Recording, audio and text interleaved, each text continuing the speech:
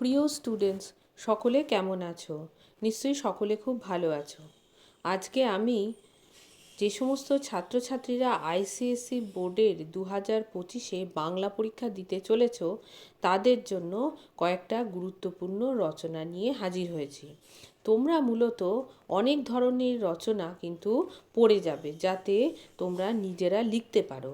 কিন্তু তা হলেও আমি মোট 6টা গুরুত্বপূর্ণ রচনার কথা বলছি, সেগুলো তোমরা একটু ভালো করে দেখে যেও।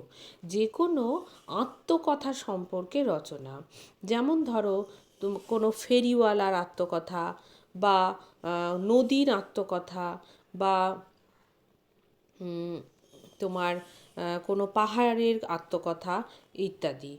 এরপরে দ্বিতীয় নম্বরে যেটা বলবো সেটা হচ্ছে অভিজ্ঞতা।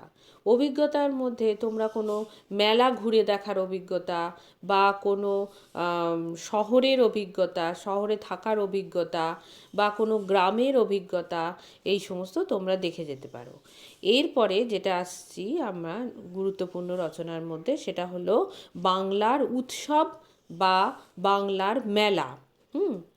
এখানে বাংলার যে সমস্ত উৎসবগুলো রয়েছে, যেমন ধরো কিছু সামাজিক উৎসব রয়েছে, কিছু ধর্মীয় উৎসব রয়েছে, কিছু রাষ্ট্রীয় উৎসব রয়েছে, সেই সমস্ত উৎসবের কথা এখানে তোমাদের বলতে হবে। এছাড়া তোমরা জানো যে প্রবাদ প্রবচন নিয়েও কিন্তু রচনা আসে।